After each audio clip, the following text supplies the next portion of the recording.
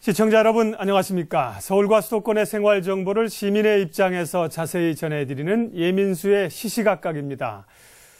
TBS에서 특집으로 마련하고 있는 19대 총선 수도권 당선자에게 듣는다. 오늘은 인천 남구 갑 홍일표 당선자 모시고 이야기 나눠보도록 하겠습니다. 당선자님 어서 오십시오. 네. 예, 반갑습니다. 18대 의원이시지만 오늘은 또 당선자 신분을 오셔서 일단 18대 이어서 19대 의원이 되셨습니다. 재선에 성공하셨는데요. 축하드리고요. 간략하게 소감부터 얘기해 주십시오. 예, 저를 지역의 일꾼으로 다시 뽑아주신 주민 여러분께 진심으로 감사드립니다. 저를 뽑아주신 주민의 뜻은 분명하다고 생각합니다. 세대 간, 계층 간 갈등을 극복해서 대한민국을 통합시키고 재정 위기에 빠진 인천을 구하고 구도심에 머물고 있는 우리 남구를 발전시키라는 것입니다. 저는 이러한 뜻을 실천하기 위해서 혼신의 노력을 다하겠습니다. 예, 국민적 관심사 그리고 또 인천 남구의 이야기도 해보도록 하겠습니다. 홍일표 당선자님께서 51.8%를 득표를 하셨고요. 상대방 김성진 통합진보당 후보는 43%를 득표하셔서 수도권에서 박빙 양상이 많았는데 인천 남구 갑은 무난하게 승리하신 거 아닌가요? 뭐 선거 과정을 지켜보시면서 어떠셨나요? 예, 이제 결과적으로는 좀 무난했다고 보여지는데 사실은 이제 선거 과정은 굉장히 좀 어려웠던 점이 있었고 또 언론 보도라든가 이런 데서 이제 이 지지율이 출렁거린다. 나중에 한때는 이제 접전 지역이다. 이렇게까지 표현되어서 사실은 뭐 한순간도 이제 긴장을 하지 않을 수 없었고 완전히 우리가 이겼다고 생각은 항상 할 수가 없었습니다. 특히 그 13일간 선거운동 기간 중에는 인천의 12개 선거구 중에 유일한 진보당 후보 지역이다 보니까 그 진보당 지지자들, 자원봉사자들이 저희 지역에 다 몰려와서 선거운동을 하는 바람에 운동원 수에서 우리가 많이 부족해서 밖에서 보기에는 굉장히 어려운 그런 상황을 한때 맞기도 하고 그랬습니다. 야당에서는 거기가 좀 집중 공략 지역이었던 모양이죠? 그랬던 것 같습니다. 예. 자, 표차도 꽤 났습니다. 사실은 뭐 인천 지역이 사실은 그 야권이 강세인 지역 아니겠습니까? 전통적으로. 그래서 좀 긴장감도 있으셨을 텐데 선거 결과는 다르게 나타났고요. 홍 당선자님이 계신 지역도 그랬습니다. 자, 이 18대 또 의원을 하시고 지역 주민들이 19대도 또 일을 하시라고 기회를 주신 것은 여러 가지 이유가 있을 텐데 초선임에도 불구하고 18대 때 가정법원을 유치하신 게 큰 성과라고 들었습니다. 예, 관련된 이야기 좀 해주세요. 예, 우리 인천이 사실은 이제 이혼율이 전국 광역시 중에서 10년째 1위를 기록하고 있습니다. 또 광역시 중에 가정법원이 이제 없는 곳이 인천이 이제 결과적으로는 현재까지 유일하게 된 셈이 됐는데 그래서 제가 그동안 대법원장이나 대법관 인사청문회 같은 것에 들어가면서 꾸준히 대법원을 상대로 가정법원 설치가 꼭 필요하다. 특히 인천에는 과거에 법원이 있다가 다른 곳으로 이사 가서 비어있는 그 법원 단지가 있습니다. 석바위 지역이요? 예, 석바위에. 그게 바로 저희 지역구에 있기 때문에 바로 여기에 이제 법원을 설치하면 된다. 부지까지 되어 있다. 이런 장점이 있었기 때문에 대법원을 향해서 끈질기게 설득을 했고 그다음에 법안을 내놓고서는 전국의 각 국회의원들이 자기 지역에 법원 설치해달라고 낸 법안이 17개가 됩니다. 그 사람들과의 경쟁에서 이제 이겨야 됐던 과정이 상당히 좀 힘들었었죠. 그래서 그 과정에서 의원들을 설득하고 또 대법원이 인천이 필요성이 가장 절실하다. 이렇게 이제 얘기를 함으로써 이게 선택이 됐는데 또 저는 그 사이에 이제 우리 시민사회를 상대로 가정법원이 어떤 역할을 하는 곳이냐 또 이런 것이 왜 필요하냐 이런 거를 이제 여러 번 설명회도 갖고 이렇게 해서 대법원, 국회, 시민사회를 향한 설득과 노력 이런 것들이 이제 결실을 맺었다. 이렇게 말씀드릴 수 있습니다. 판사를 하셨었죠, 옛날에. 그런 것들을 잘 아시기 때문에 가정법원이 그럼 몇 개가 새롭게 좀 설립이 되기로 한 가운데 인천으로 온 겁니까? 지금 이제 원래는 서울 가정법원만 있었고 부산, 광주 이런 식으로 이제 광역시에 차츰차츰 세워져서 그동안은 가정 지원이 이제 이렇게 있었는데 지금 광역시에는 가정법원 또는 가정 지원까지는 다 있게 됐습니다. 그래서 인천이 됨으로써 이제 광역시에는 다 있게 됐다. 이렇게 그렇군요. 네. 18대에서 뭐 여러 가지 의정 활동을 하셨는데요. 지금 말씀하신 가정법원 유치도 이뤄내셨고요. 18대가 이제 다 끝나가지 않습니까? 좀 아쉬운 점은 어떤 게 있으세요? 활동하시면서. 예, 저희 지역과 관련해서 우리 인천 시민들이 그 시민사회에서 이제 이번에 가장 그 인천을 위해서 필요한 것이 뭐냐 이것을 뽑았는데 1위가 바로 경인고속도로 통행료 폐지였습니다. 예. 그래서 그것을 제가 국토해양위원회에 있으면서 그걸 꼭 관철하려고 노력을 했는데 이번에 결국은 그걸 이루지 못했거든요. 예. 단지 그 유료도로법 개정안을 통해서 이제 그게 이루어질 수가 있는데 네. 그 개정안이 이 법안 소위에 올라가서 다른 지방 국회의원들하고 정부가 이거는 이제 폐지할 수 없다 이렇게 결론을 내려가지고 예. 그 국토의 전체 상임위원회로 폐기할 대상으로 올라온 적이 있었습니다. 예. 그때 제가 이제 작년 말경이었는데 이건 절대 폐기해서는 안 된다. 만일에 18대 국회 조금이라도 남아서 상임위가 다시 열린다면 꼭 다시 심사해야 될 법안이다. 예. 이렇게 해서 그 법안을 살려놓긴 했지만 그 뒤로 결국 심사할 기회가 없어가지고 우리가 그걸 이제 결국은 이제 이루지 못했는데 그래서 저로서는 그 경인고속도로 통행료 폐지를 이룩하지 못한 게 좀 아쉽습니다. 저희들도 뭐 인천 갈 때 경인고속도로를 이용하면서 저희는 뭐 의당 내야 하는 걸로 알고 내고 있는데 인천 지역 계신 분들은 이제 그쪽이 주 삶의 무대이시고 수도권 서울로 출근하시는 분도 많지 않습니까? 예. 그리고 이제 경인고속도로 통행료 폐지는 그냥 안 내겠다는 게 아니라 뭐 상당히 당위성을 가지고 있다고 듣고요. 시민단체에서도 뭐 헌법소원도 제출하겠다는 얘기도 듣고요. 네. 예. 어떤 노력들을 하고 계십니까? 그게 원래 이제 지금 말씀하셨듯이 네. 경인고속도로가 이제 생긴 게 69년도고 예. 그 통행료 징수를 유료도로법에 보면은 30년 범위 내에서 할 수 있다 이렇게 되어 있는데 네. 그럼 99년에 이게 벌써 이미, 30년 플러스 12년이 지났습니다. 네. 게다가 통행료를 액수로 따지면 2,700억 물론 뭐 지금 돈으로 환산하면 뭐 네. 이제 훨씬 많겠지만 2,700억을 훨씬 나는 5천억 이상을 회수를 했거든요. 네. 그리고 게다가 지금 이 경인고속도로가 고속도로 기능을 못한다는 불만이 많습니다. 그렇습니다. 출퇴근 시간에는 뭐 일반 도로보다 더 막힌다. 네. 이런 상황에서 시민들이 이제 통행료 내는 거에 대해서 불만이 많기 때문에 그건 여러 가지 측면에서 이제 통행료 폐지는 타당성이 있다 이렇게 네. 보여지고 결국 그거를 폐지하기 위해서는 다시 19대 국회에서 유료도로법 개정안을 내서 그 경인고속도로 같이 이 징수 시한이 지난 거는 네. 더 이상 징수하지 못하도록 그렇게 법을 고치는 수밖에 없는데 네. 현재 정부는 이제 상당히 좀 반대하는 입장이 지금 강한 그러면 상황이죠. 도로공사 소관인가요? 도로공사 소관이죠. 예. 예. 인천시 소관이 아니고. 예, 예. 그렇군요. 그 부분을 이제 18대에서 마무리를 못 하셨기 때문에 19대 하셔야겠네요. 시민들도 그렇습니다. 그런 부분들을 기대하고 계실 것 같고요. 자, 19대 총선에 또 이제 후보자로 나오시면서 내걸었던 공약사항 좀 알아보겠습니다. 어떤 네. 거를 좀 주안점으로 두셨나요? 저희 남구 지역이 워낙 구도심이다 보니까 네. 이제 이거를 좀 이렇게 발전시키고 또 지역 경제를 활성화해야 되겠다 이런 요청이 강했기 때문에 예. 제가 이제 그 석바위에 인천 가정보건 유치를 이제 계기로 법조 타운을 조성하겠다. 네. 그렇게 되면 이제 시민들에 대한 사법 서비스 수준도 높아지지만 또 주변의 지역 경제가 이제 활성화될 수 있거든요. 예. 상권이 살아나고. 예. 그다음에 이제 도하구역이라고 저희 지역에 인천대학교가 있다가 송도로 이전함으로써 공동화 현상이 나와가지고 네. 그 주변 지역이 상권이 다 죽어서 큰 불만이 있기 때문에 거기에 청운대를 유치하고 또 행정타운, 인천시의 제2의 행정타운을 유치해서 거기에도 이제 그 사람이 많이 모일 수 있도록 이렇게 하고 또 그런 청운대 유치를 계기로 중국 유학생들이 많이 오도록 해서 한류 문화의 거리를 만들겠다 이런 공약이 있었고 그다음에 저희 지역에 그 문화시설이 많이 부족합니다. 예. 그래서 그 주안 남북권역에 공연과 전시 또 강연 이런 걸 할 수 있는 복합 문화시설을 만들겠다. 그다음에 주안역에 GTX라는 국책사업이 있는데 그것을 주안역을 통과하도록 하겠다.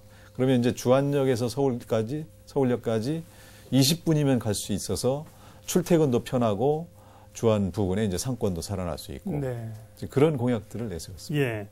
19대 수도권 당선자에게 듣는다. 오늘은 인천시 남구갑 홍일표 당선자님 만나고 있습니다. 이미 18대 의원이시고요. 19대 재선에 성공을 하셨습니다. 앞서 말씀하신 수도권 광역 급행철도 이른바 GTX라는 거죠. 예. 주안역 유치를 하겠다고 했는데 아마 그 선거 과정에서 상대편 후보 측이나 실현 가능성이 없는 걸 얘기하시는 거 아닌가요? 이런 얘기를 많이 하셨다면서요. 예. 그렇습니다. 또 이제 그게 뭐냐 이런 분들도 많이 있었는데요. 예. GTX라는 것은 그 지하 50m를 파가지고 시속 100km에서 최고 200km까지 달릴 수 있는 고속 급행 열차입니다. 네. 이거는 원래 이제 수도권이 교통체증을 완화해야 수도권 경쟁력이 살아난다 이런 취지에서 이제 도입이 된 것인데 이것이 현재 논의 단계에만 있는 게 아니라 국토해양부에서 제2차 철도 광역 철도망 계획이라는 것이 있는데 거기에 공식 사업으로 이렇게 채택을 한 것입니다. 그렇기 때문에 이것은 이제 국책 사업이 됐고 작년 말 예산국회에서 그 타당성 검사 용역비로 50억을 책정해서 그걸 집행하고 있습니다. 그래서 현재 KDI에서 예비 타당성 검사를 하는 중에 있기 때문에 그 주요 정차역들은 아직까지 그 정도까지 나온다는 게 아닌 모양이죠. 그렇죠. 그건 이제 가안만 해가지고 인천과 관련된 3개 라인이 있는데 인천과 관련된 건 송도에서 부평을 거쳐서 서울역 청량지까지 가는 약 40여 킬로미터 노선이 B라인이 있는데 그 노선에서 송도에서 부평역까지 갈 때 주안역을 거쳐가게 하겠다. 그게 바로 이제 제가 내세웠던 공약이고 이거는 이렇게 국토해양부가 국책사업으로 정해서 추진 중에 있는 사업이기 때문에 실현 안 된다는 것은 말이 안 된다. 그건 잘못 알고 있는 것이다. 이렇게 말씀드릴 수 있습니다. 예. 그리고요, 앞서 인천 남구 쪽에 여러 가지 환경적인 이야기도 하셨고, 도시 주거시설도 얘기하셨는데, 사실은 저희도 인천의 유권자가 아니기 때문에 자세한 지역 현안은 공부가 덜 돼서 사실 좀 모르겠습니다. 근데 이제 사실 보면 수도권하고 가까우면서도 주거 환경이 신도시 개발이 좀 덜 돼 있고 재개발이 필요하다는 건 느끼고 있는데요. 서울시도 지금 재개발 둘러싸고 지금 여러 가지 잡음들 우려도 있는데요. 지금 의원님 남구 갑 쪽에서 재개발 사업은 어떤 문제점이 있습니까? 저희 지역에 이제 뉴타운이 한 군데 있습니다. 그 뉴타운으로 지정된 곳은 인천에서 유일한 게 저희 지역에 있는데요. 주안 뉴타운입니다. 주안 이사동 뉴타운인데 그게 이제 40만 평을 뉴타운 구역으로 지정해 놨습니다.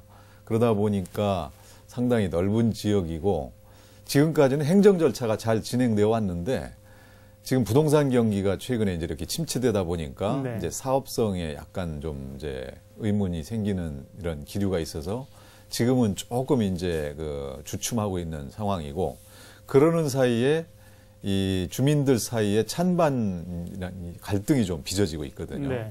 그래서 특히 이제 세입자분들이라든가 이제 연세가 많으신 분들은 이거를 이제 보상을 받고 나가도 딴 데 가서 구하기가 어려운 그런 이제 상황이라든가 이런 것 때문에 또 반대를 하시고 그래서 저는 이 주민 간 갈등 상황을 먼저 해결하기 위해서 우리가 어떤 원칙을 가지고 이걸 추진해야 된다. 이래서 우선 이제 주민들이 의사가 가장 중요하고 그다음에 주민들이 부당하게 재산권을 이렇게 감소하거나 박탈당하거나 이런 일이 있어서는 안 된다. 재산권 보장이 확실하게 이루어져야 된다. 그런 두 가지 원칙을 가지고 여기에 이제 접근을 해야 되고 그러기 위해서는 먼저 분담금이라든가 보상금이라든가 그런 사업성에 관련된 내용을 먼저 주민들한테 공개를 해라. 그것은 이제 일종의 표본 지역을 감정을 해가지고 거기서 나오는 자료를 일단 보면서 이렇게 됐는데 찬성할 거냐 반대할 거냐 여기서부터 한번 검토해보자. 이제 그런 얘기를 했습니다. 그리고 저희 지역이 이제 재개발 사업들이 많이 지정돼서 이게 한꺼번에 추진되기가 어려운 사정들이 있어서 지금 어려움을 겪고 있는데 그런 것들은 다시 한번 조사를 해서 이거 해제할 곳은 또 해제해주고 그렇게 나중에 또 사업성을 봐서 좋아지면 다시 추진을 하고 그렇게 이제 정리가 돼야 되지 않을까 그렇게 생각합니다. 알겠습니다. 지역 현안에 관한 얘기는 사실 세부적인 건 있지만요. 이제 선거를 하기 전이었다면 그런 것들을 좀 더 면밀하게 봐야 되는데 이미 당선이 되셔서 또 궁금한 것들이 많고 큰 그림들을 좀 그려봐야 되기 때문에 공약 얘기는 그 정도만 하겠고 혹시 지역 현안 중에서 이 얘기 좀 하셔야겠다든가 아니면 이제 또 지역 의원이신과 동시에 국민의 대표하는 의원이기 때문에 우리 사회 정치 뭐 관련된 국가적인 아젠다 관련해서는 좀 중요하게 생각하시는 건 어떤 겁니까? 저는 지금 이제 우리나라가 당면한 가장 큰 네. 문제는 양극화 해소다 이렇게 생각합니다. 예. 그래서 이번 공약에서도 이제 경제 민주화를 새누리당도 과거 한나라당과 달리 차별화됐다면은 그런 경제 민주화라든가 서민 계층을 향한 복지 확대라든가 이제 이런 점에 있다고 보여지는데요. 그런 양극화 해소, 또 이 계층 간 세대 간 갈등 해소. 예. 이번 투표 성향이 그 젊은 세대와 이제 중장년 세대 간에 너무 의견 차이가 많고 네.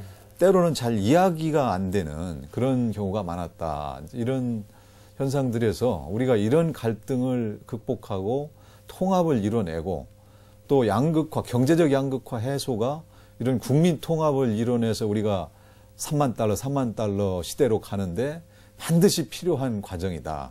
그렇게 생각하고 그런 것들을 위해서 우리 정치권이 힘을 모아야 되지 않겠나. 네. 그런 생각을 하고 있습니다. 지금 이제 세대 간 갈등을 말씀하셨는데요.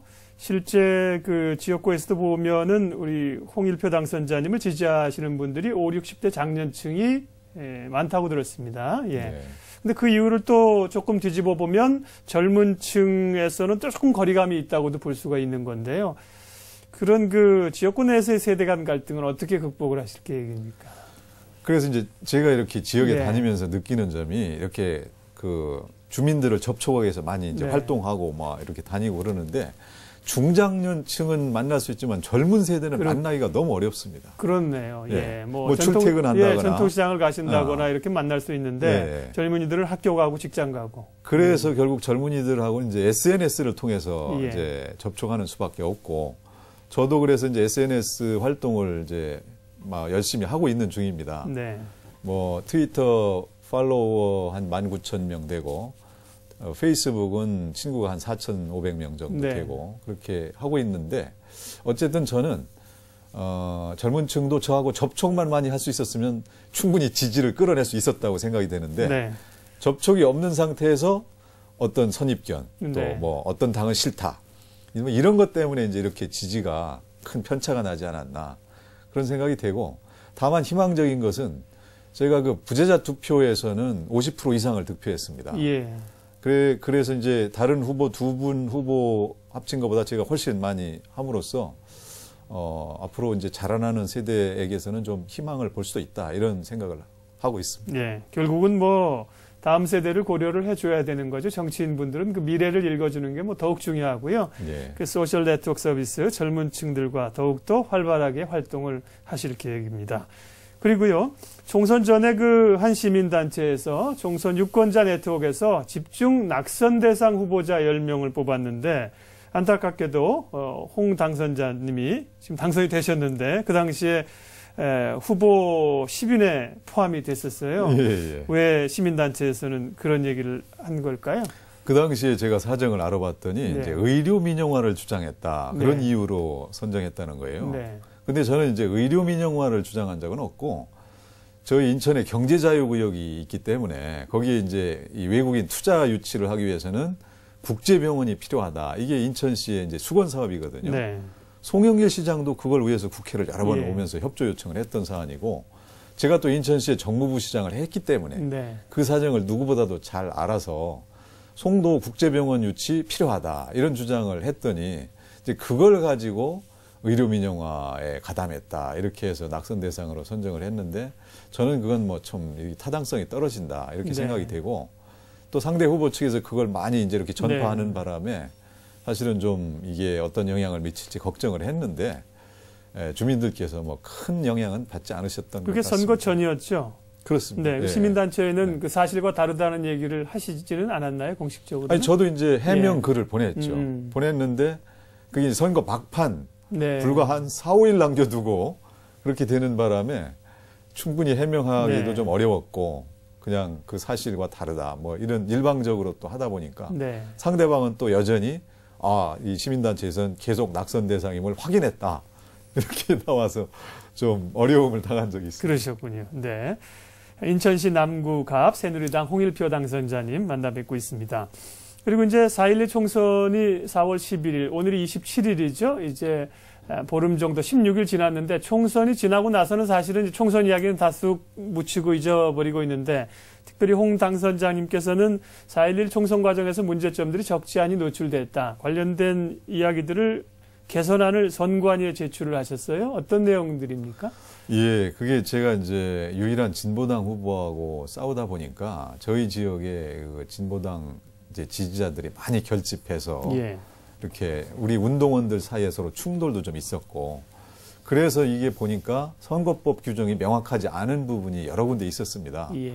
예를 들면 공식 선거운동원과 자원봉사자 사이에 그 구별 활동 내용을 어떻게 분리할 것인가. 예, 좀 모호하군요. 네, 그게 좀 분명치 않습니까?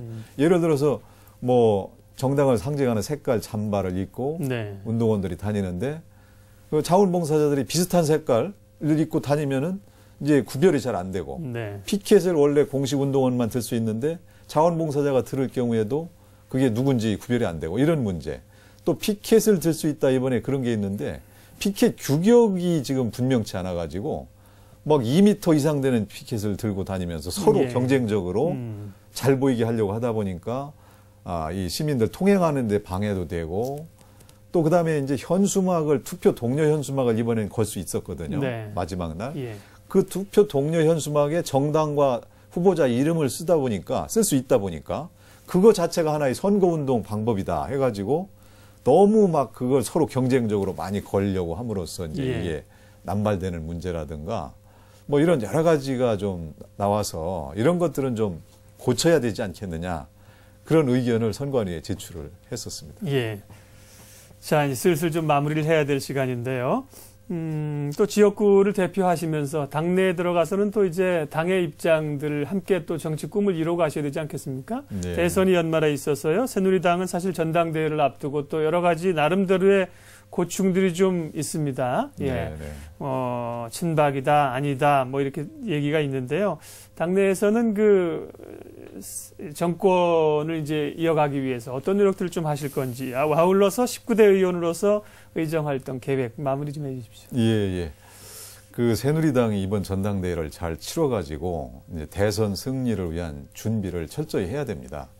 그런데 최근에 그 뭐 주요 당직에 대해서 특정 계파로 이제 라인업이 됐다 이런 소문이 나오면서 반발이 있었는데 저로서는 우리 새누리당이 이번에 그 총선에서 나타난 민심을 잘 살펴야 된다. 특히 수도권의 2040 그 표심을 네. 잡기 위한 노력을 해야 된다. 이렇게 생각을 하고 그러기 위해서는 우리 리더십이 좀 젊고 참신하게 변화할 필요가 있지 않겠느냐 그런 생각을 합니다. 이번 전당대회가 그런 새로운 리더십을 창출해서 국민들로 하여금 새로운 변화를 하는 모습을 보여줘서 이목과 감동을 좀 끌어낼 수 있는 그런 전당대회가 될 수 있도록 우리 당원들이 노력해야 될 것 같고요. 저희가 19대 의원으로서 앞으로 우리 나라가 당면한 여러 가지 과제들 또 인천 시민으로서 인천시가 당면한 재정위기와 관련된 이런 문제들 또 저희 지역이 여전히 구도심에 있기 때문에 이걸 발전시키고 지역 경제를 활성화시키기 위한 여러 가지 공약들 이런 것들을 충실히 이행하기 위해서 열과성을 다해서 열심히 하겠습니다. 네. 19대 수도권 당선자에게 듣는다. 인천시 남구갑 새누리당 홍일표 당선자님 오늘 만나 뵙습니다. 사실 그 인천 지역은 수도권 지역에서도 핵심 지역이고요. 지역 공부도 많이 했고 이제 또 재선이시기 때문에 더욱더 좀 원숙한 또 진보된 발전된 그런 성과를 거두시기를 기대하겠습니다. 오늘 시간 내주셔서 고맙습니다. 네, 감사합니다.